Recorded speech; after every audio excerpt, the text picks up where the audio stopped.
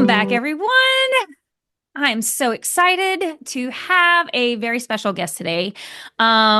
This is going to be a really good conversation because I think coming into being that we're in the new year, just talking about health, wellness, and staying on top of things, I cannot wait to get into this with my guest, Miss Elena. So, introduce yourself. Tell us a little bit about you before we dive head into this conversation. Sure. So I've spent the last 14 plus years in kind of different roles, really under the bucket of talent development, talent management. So I've started my career in higher education, then transitions toward corporate learning, started a couple of businesses along the way in coaching and just kind of L&D consulting, like learning and development consulting, and performance. And along the way, and having come from a family of athletes, I've always known that health and wellness is so much more than just necessarily the physical aspect of it. And so I started to kind of build up on that. So, and we'll dive into that, I'm sure, today, but I've kind of recognized that when it comes to talent development, talent Yeah. management, performance in organizations, it's much more than just like, what's the job that you're doing, right? Like that's like what we focus on a lot. And then starting to incorporate all these other kind of more holistic areas around us as human beings and what we need to thrive in organizations. So I love this topic. I live and breathe personal professional development. I'm that annoying person who loves what she does every day. Maybe not every, and not maybe not all day, but definitely every day. But it took me a lot to get here. I always tell the story of like I had 17 jobs before I turned 25 years old. So like I've done like the experimenting and like I know exactly what I don't want to do, which allowed me to then create a career path and a business and where I do really enjoy what I do. And I think all of us listening to this are able to do the same. So that's kind of my mission and purpose for now. Let's see. I don't know what's going to happen in a couple of years, but that's where I'm at right now. Well, I am super excited. And, for people who may be new to the show, our backgrounds are very similar in the sense that I haven't done exactly the same path, but I've done very similar in just doing a lot of different things and finding just a true passion in helping people figure out how to show up better. And what I love a lot about what you were talking about is that I feel like when we talk about health and wellness, we really zero in on the physical component of it. My first thought is I sit too much every day, and these things about you got to get out and go walk. But I firmly feel that we underestimate the mental component of health and wellness and how that actually impacts our ability to not only be engaged and healthy, but also really do our jobs to the best of our ability and whether or not people ultimately stay with their companies. So I just give me some thoughts on that. Let's talk about the mindset component. Hmm. Yeah, I think that's such a big one. And I'm a recovering person who recovering from a lot of challenges with confidence, a lot of self-limiting beliefs, a lot of self-doubt, and so on. And so, what's interesting is that, and a client told me this the other day, you don't know how bad you feel from this different, from the, especially from like that self-belief, self-mindset piece, until you feel better. And until Mhm. you start to see that change, so you don't recognize how deeply mindset impacted you until you actually get out of that mindset, get out of that hole that you're in, and you feel better. And you're like, oh my God, like, did I just waste all these years like thinking in X, Y, and Z ways? And it can cover different things: confidence, self-limiting beliefs. It can competence, whatever you want to call it. Like all of us have some kind of inner chatter that really impacts it. And sometimes it's our inability to manage change. Like if we're talking about organizations, like for people in organizations, right? Like the inability to manage change and now I think I'm going to go in a rabbit hole, but stop me in a second. Mindset. Because I want to tie in mindset to, there's a physical aspect to it, but also just to like health practices. What I mean by that is that usually we feel anxious, emotionally triggered, also partially because of the food that we eat, how well we sleep, and our environment. Yeah. And I think that impacts mindset more than like even the self-limiting beliefs. I think Yeah. both kind of impact, but we can uncover that a little bit more. So when we're thinking about just performance and talent in organizations, I think we're missing a big piece of data and information around mindset and how people perform when we ignore these other pieces of what it means to be a human being, which is all the, kind of the things that I mentioned. So, No, I agree with you. I mean, and I feel like it's evolving so quickly, and I'd like to take credit as a Gen Xer that it's really our influence in like the marketplace.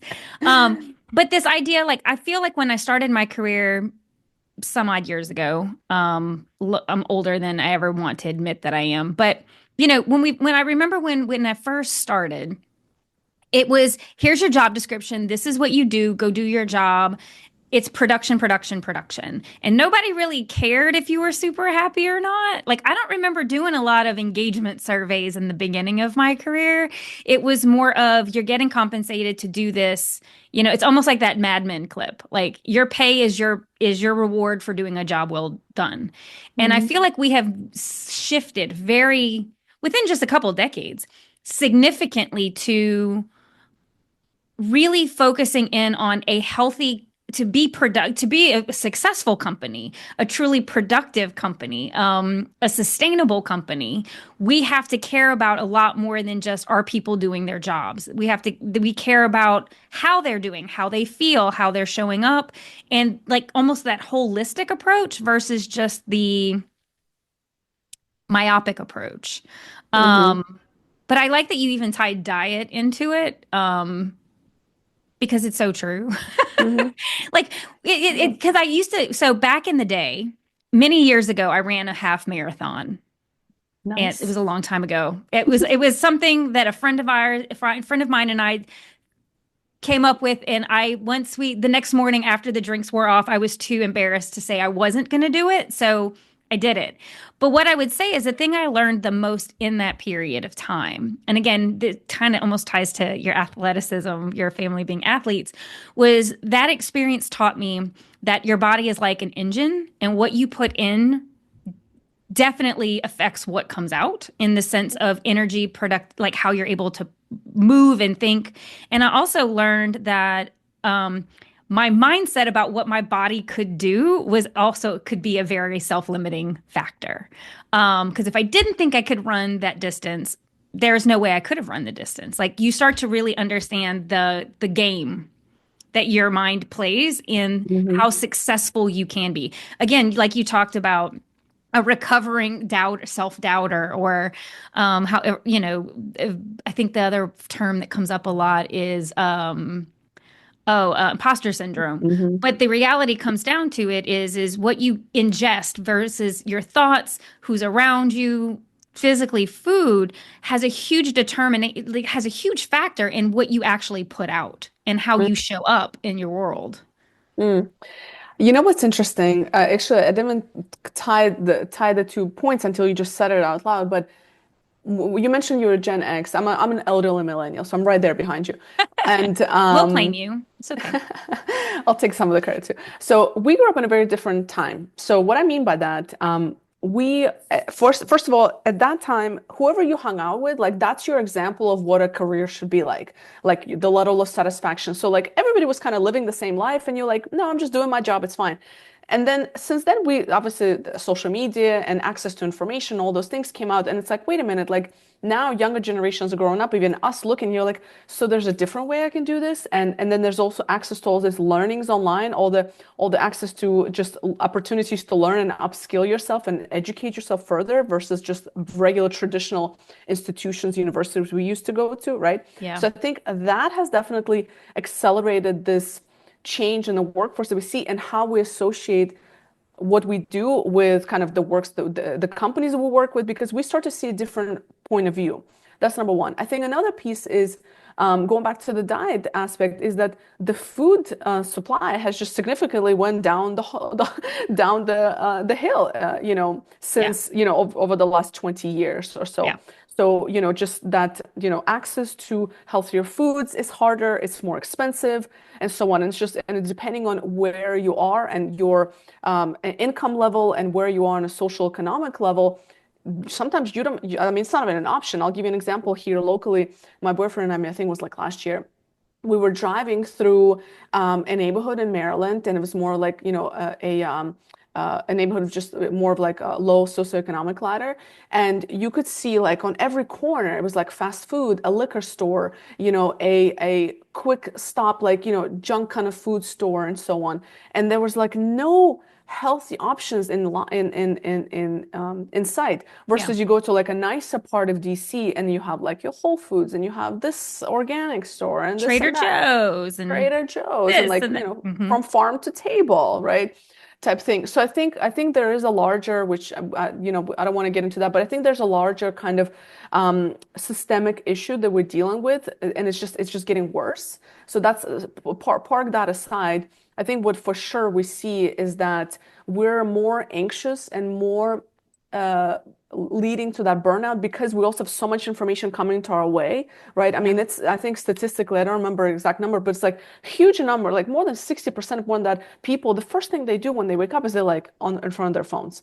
So you have all this influx of all this information before you even start your day, and your mind, like you said, it's like a vessel, right? Like your body's that the vessel, you need to put nutrients in it, and that includes the information that comes in. So if you're waking up and you're looking at like we're at war here, this is bad, this somebody got shot, this person is so happy they're, I don't know, on a vacation, and what am I doing with my life type thing. This person's loving their career, this person looks like they lost weight, and I'm over here just stuffing my face. So it's like all this information that's coming our way, that's we're starting our day off on a negative note. So then we go into a workplace, and Yeah. then with all of that garbage in the back of our minds, which we don't recognize, but our eyes see it. And our eyes, whatever scroll we did on that Instagram or on YouTube, it registered.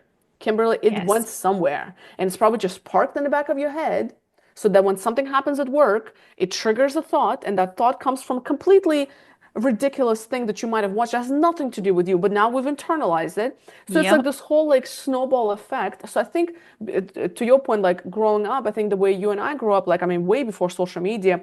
I mean, I look at kids these days, and I'm like, I hadn't like when I was 14, I was like the most clueless. I was a kid. I was like an 8-year-old compared to today's Yeah. 14-year-olds. And I think that has something to do with it. And a final point here is also the social aspect. When we were growing up, I don't know about you, but we would play on the street. We would go ride bikes. We would Yeah. go play with the neighbors and the community and the neighborhood. So the social piece is there. And today, again, contributing to that mindset is the isolation, is the loneliness. It's a pandemic that is growing. I'm reading a great book. It's called the death of despair, and it talks about the suicide rates of particularly they're talking about men between Yeah. ages of 35 to 45 or something like that, or 45 to 54, I forget exactly, that are just due to a lot of it's due to that loneliness, substance abuse, and so on. But the core of it is that we're disintegrating as a society on social aspects. So again, a little bit different topic, but I think it's important to understand when we think about humans and organizations, like all these things we're dealing with. So I kind of want to, okay, lots in there. So one, but some of the things that I think are important, especially when we talk about leadership. So one of the things I loved was the fact that everything you take in. So I like when you said, because I am guilty, I've done it too, where I will have my phone by my bed and I'll pick it up to see what notifications came through. But what you said is very meaningful because if you do this every day and you're filling yourself with a lot of anxious information, a lot of angry information, because our brains, we are very wired to hold on to negative, more negative, I would say emotions than the good ones, right? So to your point, we're going to hold on to what makes us anxious, what makes us feel less than. I liked when you said that. Well, she looks great. Like, or when I love LinkedIn, but I also hate LinkedIn a little bit because it's the same thing in your professional life as it is in your personal life on, say, like a Facebook and Instagram, TikTok, whatever, is that people are only going to post the stuff that's good, Mm-hmm. right? They're rarely going to come out and say, I had a shit day at work. They're not going to come and talk about where they're struggling, right? Because they don't want to look weak. You don't want to look like you don't have your shit together. But what I would say is when you think about the cumulative impact that has on people of I'm not as good as somebody else. What am I doing with my career? Everyone else seems to have it more together than me. The world feels like it's falling apart. From your perspective, because your experience is in the health and wellness component, right? I think that is probably a more honest description of what is happening with 90% of people, whether they realize it is or not. Mm-hmm. That before they even step foot or start the first thing they do at work in that day, they're holding on to a whole lot of heavy stuff. So, what in your experience, how do you start to combat that? So we're not starting our day. Like I'm assuming you're going to say, don't look at your phone. But I mean, bigger than that, because again, you think this has been going for decades. This is cumulative now. It's not like you just don't look at your phone one day and it gets better. So what would you advise people to start doing? What are some habits that people should think about changing? Hmm. Yeah, I think it's a great question. And by the way, I'm still guilty at looking at my phone. Like my boyfriend, I was like, "Stop looking at your phone." Like I saw you look at your phone this much. So we still, so it's Yeah. impossible to be perfect by any means. Like I Yeah. mean, when I talk about this, I'm equally as guilty about a lot of those things. But I think awareness is like recognizing you like, okay, I've literally picked up my phone and it's 5 a.m. Like, what am I doing? Like this should not be. So I think just awareness number one. And that awareness comes from the biggest pain point in your life or career at the moment, in your life, because life is career, career is life. Like it's all connected. There's no silos, in my opinion.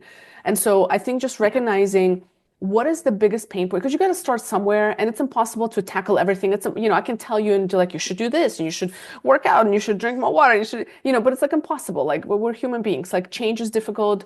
Whenever what's interesting is that our brain perceives change as a threat. So our brains, like just our human biology, our brain's job is to protect us. And the way it protects us is it protects our energy and then it keeps us away from danger. And so when we think change, when we have to change something, why it's so difficult? Because it activates that fear in our brain. Like, wait a minute, like I don't want to change. This is scary. I'm comfortable where I am because we've developed these set of habits that work quite well for us. And by the time you're 35 years old, 95% of your habits are developed. You're set. Everything you do is the same. The way you think, the way you communicate, the way you what you do each day, day in and day out, it's the same. By the time you're 35, right? Which that goes to the saying of like it's impossible to teach an old dog new tricks. It is possible, but it has become difficult because you've been conditioned and think in a certain way for a longer period of time. So Yeah. baby steps is where it works.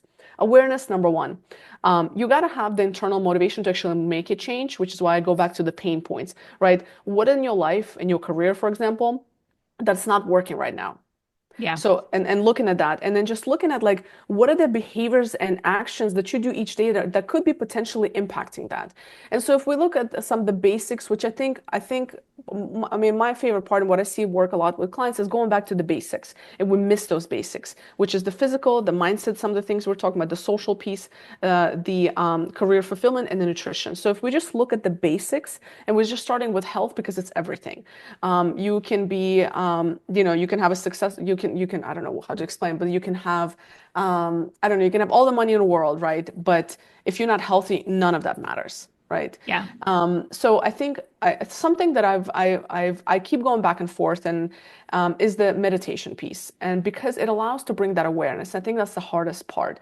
The reason that we go into the negative spiral because it's easier, Kimberly. It's easier than facing, bringing awareness to actually the shit that we need to unpack. And meditation is where it helps. And I used to go into kind of discussions. I've had people on my podcast and we talk about meditation, and there's different types of meditation. People say, well, working out is meditation for me, or walking meditation is meditation for me, which could be true. But I think there's also something around sitting quietly, whether it's a guided meditation or whatever, but not moving and just kind of sitting in that stillness that has a lot more power than if you were working out, because then you're still distracted. And the key to meditation is to bring awareness to your thoughts. I go back Mhm. and forth in meditation. I've mentioned to you, I just came back from Bali, so it inspired me to get back to meditation. I mean, I Yeah. had to spend a lot of money to inspire myself, obviously, to go to live in Bali. But nonetheless, and I see an impact already. And every time I get back into meditation, I'm like, it's so impactful because I'm Yeah. also unpacking my own things, right? So I think, even if you pick up that phone in the morning, that's okay. Like we all do it, it's fine. But then what is it that you're doing in your morning that allows you to create space for that change to happen?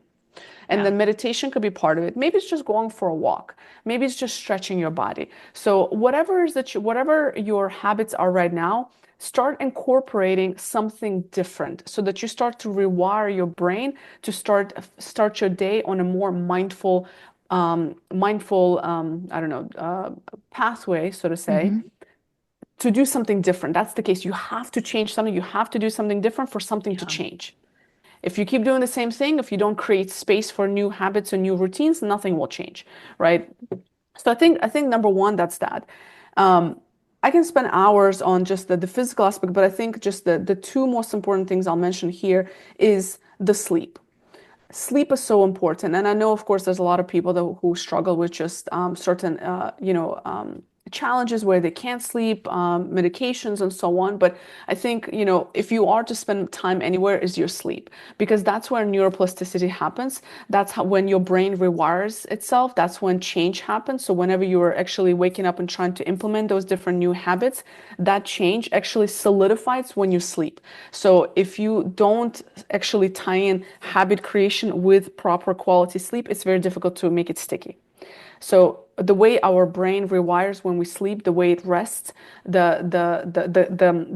the junk that goes out of your brain, like all the stuff that you incorporate throughout the day, it actually I forget the process exactly, but your brain actually like does its own cleansing when it sleeps. And if you're not getting, especially in that REM sleep, and if you're not getting quality sleep, you're not getting rid of all those toxic thoughts, and then you just Interesting. waking up, yeah, and then you're waking up, I forget the term for it, but then you're waking up and with that same trash in your head, and then you're Mm. exhausted on top of that, and then you're craving sugar, you're not able to be focused, and you're not as creative, and there's a lot of research associated with lack of sleep and not being at your top performance.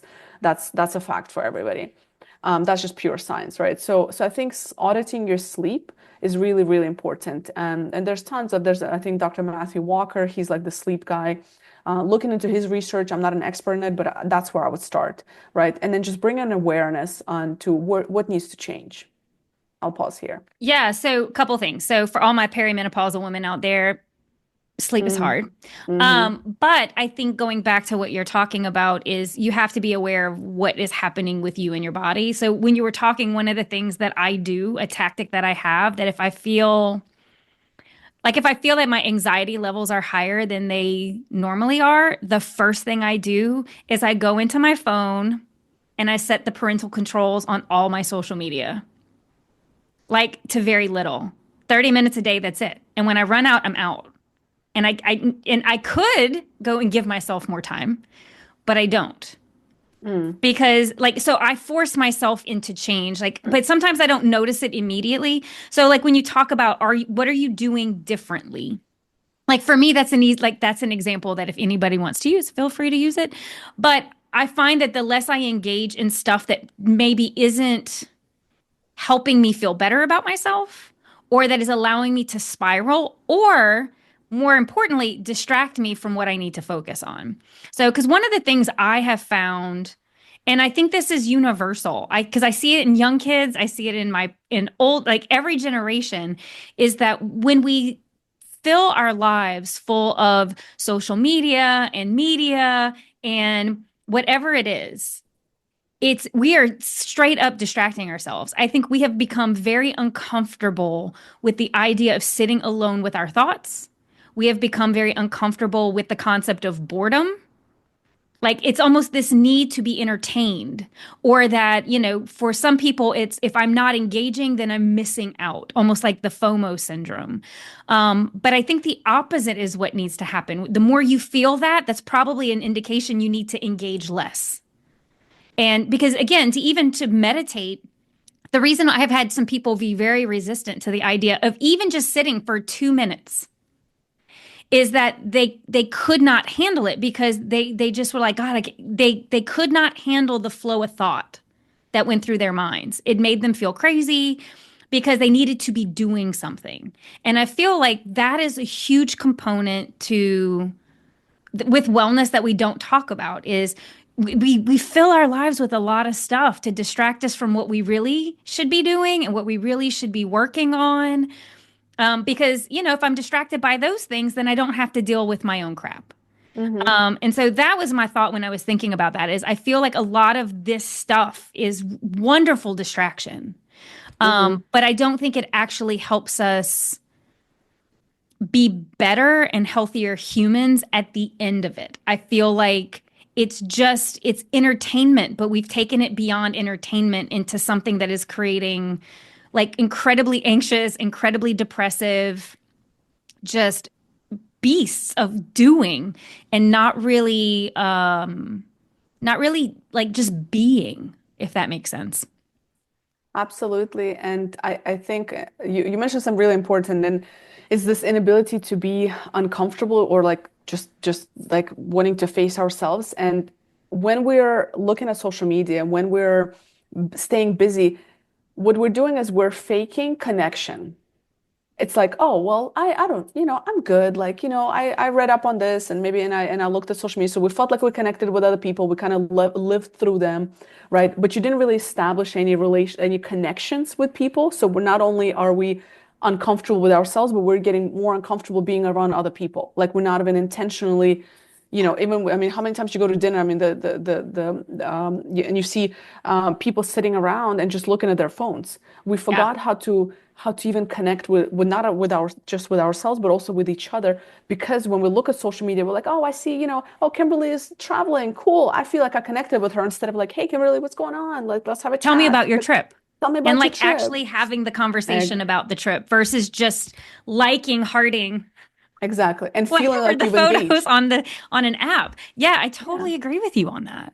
And so I think it's like faking that connection, but it's like faking to ourselves also. Yeah. Like and the other part is we also, and this is I mean this is a true story of myself, addiction to cortisol. So we are Mm. addicted to continuously having something going on because we need it. And I'm a recovering person like that. I'm known as a doer, and I recently posted about this, and I was like, I just don't want to be a doer anymore. And I've always associated me doing and accomplishing and producing with my self-worth. Yeah. And when I Well, but uncovered, in all, to not to like take you like completely off the hook, but yeah, that is American culture. yes, Like we are a productivity culture. And if you like the idea of I'm just going to go for a walk, but if I'm not going for a walk and listening to my audiobook or listening to my podcast or catching up with somebody because it's the only, we are addicted to this idea of productivity. So it's not just you, my friend. It is, yeah. I believe this is a cultural phenomena. So I don't want you to feel too badly about it. Thank you. I feel slightly better. I actually do, but I see you. I see you. thank you. I think to your point, like I think whether it's culturally, whether it's environment, whatever it may be, I think that definitely plays a role. The other day, I was having a chat with a guest on my podcast, and he kind of came to the same conclusion. He was like, and he has 5 kids, and so he was like, I just want to be more present for my kids and my wife and my family and so on. And he said, my goal in life and what he's accomplished up to this point, and he wants to continue, is he said to make the most amount of money doing the least amount of work. Yeah. And like he has a business and so he's doing well. And I'm like, what a concept, And the first thing, and when he said that, first of all, I was like one that sounds great, but then the little voice in the back of my head was like, but then how is that possible? And like what am I doing with the rest of my time? To your point, maybe just being, maybe just spending time with family, maybe just traveling, maybe just, I don't know, reading a book that it does not have to do anything with professional development, maybe just reading a fiction book, which I never do. I always do nonfiction books because I'm just like always, I need continuous stimulation and like learning or something. Yeah. It's a problem. But, and I think just reframing our mindset and understanding that we don't have to always do that it's not tied to for me It's not tied personally, to your value. yes. But for me also for me it came from, and maybe some people can relate to this, part of it has been accelerated by the culture, by the being in America, but part of it is also when I was growing up, I never got good grades. I barely, I changed my major 5 times. It took me 6 years to get my bachelor's. I always felt like I was behind. So Mm. for me, that stems from that, I think. Like if I were just psychoanalyze myself, like I feel like that maybe stems from that, is that I Yeah. always feel like I had to catch up. So and so on, but then I'm like, but I caught up, and like I've outrun, you know what I mean? Yeah. What I was my wildest dream type thing, like I'm, to where I am today, right? Like I got what I was looking for. Like I'm Yeah. good, now it's looking at the next level and so on. But the point is that like you don't need to always do, and it's not tied to your value. And I think that's a lot. I think especially, and I don't know, maybe this sounds sexist, but I think for women it's even worse. I think for women we are more harsher on ourselves Oh, yeah. in that way. I think we're more self-critical than our male counterparts. I would also say, and I say this because I am surrounded by amazing women who are mothers, but man, the games, the things that mothers like, the influence of social media, Pinterest and Instagram on the what women think they have to do to be a good mother scares Mm, the bejesus out of me. Um, and it's the anti, but I think it's like I said, I think it's a conditioning because it wasn't like this when I was a kid. Like I didn't like I constantly look back and think something has shifted culturally and societally. Because yeah. when I was a kid, I would get kicked outside and go told to play outside. And there was no scheduled play date. Like sometimes I remember just sitting in my backyard with a piece of paper and a pencil, and I was not an artist, but I thought I could be one if I practiced hard enough. And I would just draw my dog, and it was never good. But I mean, but it was the idea like it wasn't like for an outcome. Whereas I Yeah. feel like now so much stuff of what we do and it's tied to some level of productivity. Are we making enough friends? Are we getting enough social interaction? Are we heaven forbid, are we taking that hobby and turning it into, a side hustle? And I just feel like there's something like we have taken the idea of we have made just being and enjoying time with other people or enjoying something we do. Like I'm a pretty average, low average knitter, but like to sit there and just enjoy doing it for the sake of just doing it, not because I need to get better, not because I need to give it's just Mm-hmm. we really have like crammed that into like that's not a good use of your time. Mm, Because I've even caught again, I'm a recovering person as well. And so I will find myself thinking, well, this is lazy. I'm just being lazy. But I'm not yeah. saying it in a positive sense of, oh man, I really needed just a day to just be. I find myself and I try to always catch it, is when I say it, it's usually got a negative connotation. I can't believe I just sat here and watched two movies back to back. God, that was so lazy. I have so many things on my list I could have done. I mean, I could Mm, have worked out while I watched the movie, and I could have done this, and I could have done that. But I mean, it ties to the exact same thing of there's I think we just need to be a lot kinder to ourselves and one, be aware of the fact that we don't have to be that busy in order to have value. We don't mm-hmm. have to be that busy in order to be productive. Going back to that gentleman, I want to work the least amount to be able to live the life that I value. So it's not Mm-hmm. his value, it's the life he values. So it's almost Mm-hmm. flipping it on its head.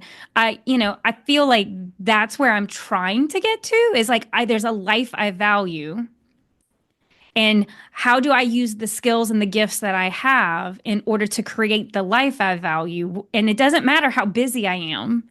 Mm-hmm. Ideally in that life I'm not that busy. I want to have Yeah. a more enjoyable relaxed existence, but it's funny because in my day to day I don't value that. It's like the dream versus the reality. I can make that dream a reality, but I have to value it. Mm.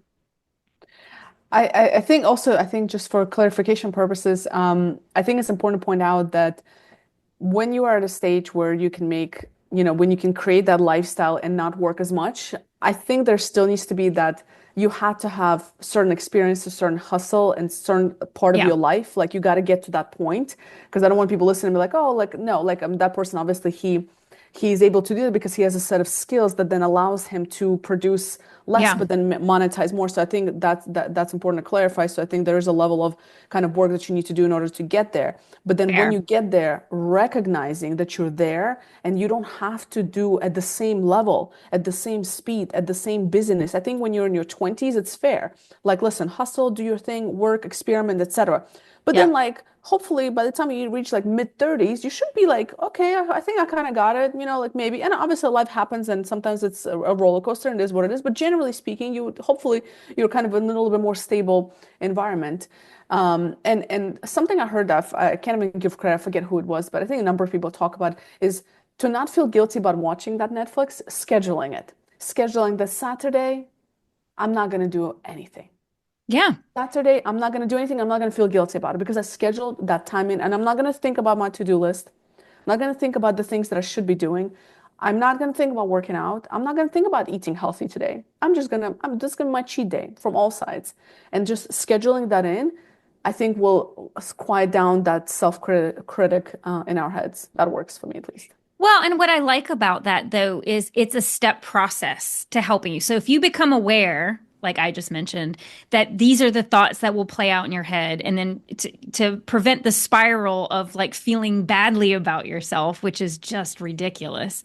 But we do it. But I love the concept of you can create like steps to get you to a healthier place. No differently than like I'll put limits on my social media, or I will put limits on until I feel like that's not something that my brain is wanting me to engage with.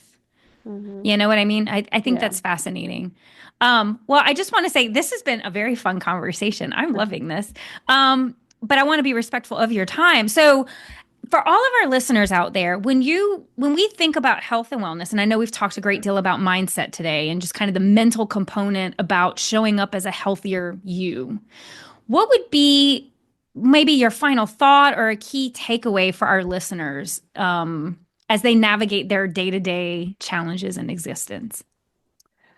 I would just audit. I would audit those 5 areas and see which one you need to really start with. So I would look into your physical health, your mindset, your social interactions, like with other people, where you are in your career, and then also the nutrition piece. So I think I would just audit those 5 areas, which makes us, either really great at our performance and just happy, whole human beings, or usually when we're feeling off, though one of those 5 things or multiple things are usually off. And I think it's unrealistic to go after all 5 at the same time, but just auditing where is the biggest pain point for you? Like, is it that you're just completely miserable at work and you wake up and you're just dreading having to go to work? Is it that you're waking up completely exhausted because you're just not sleeping and maybe that's what you need to address? Is it that you feel lonely, and alone because you maybe you moved to a new city, or maybe I don't know, you just went through some kind of life change, or maybe you just haven't talked to your friends and you haven't Yeah. touched it, like having that social interaction, whatever that biggest pain point is, like being really real with yourself, writing all these, I think writing it helps as well, like putting these buckets onto a piece of paper in front of you and being really real around, I mean, even rank yourself on a scale of 1 to 5, right? 5 being, I'm killing it in this area, to 1 is like, uh-oh, we're in danger zone, right? Beyond danger zone. And just ranking it and then Yeah. looking at your lowest score and then spending time in that bucket and then moving to the next bucket and the next bucket. And as you do that, you'll create a set of habits to help you get to that 5 and or maybe a 4. No, we're not looking for perfection, right? Like there's always room for improvement, myself included. And then just kind of looking at that, I think that's where we need to, because then that makes it for you, it's tailored for you, what's right for your life, for your choices, what's important to you, auditing that, and just, and you don't need anybody to do it, just you, yourself, and you. Well, I think that's brilliant, and I like that. So if anybody is listening to you and is like, "Hey, I'd like to learn more about you, maybe work with you," where would you want them to find you? LinkedIn is probably the best area. And I feel the same way about LinkedIn as you do. Is just and now I'm like, should I put something else? But no, LinkedIn is probably the best. I always check my messages, Well, so LinkedIn is just still great, but it's like I'm finding more and more it's becoming the Instagram of professional life of like, oh wow, they did that, man.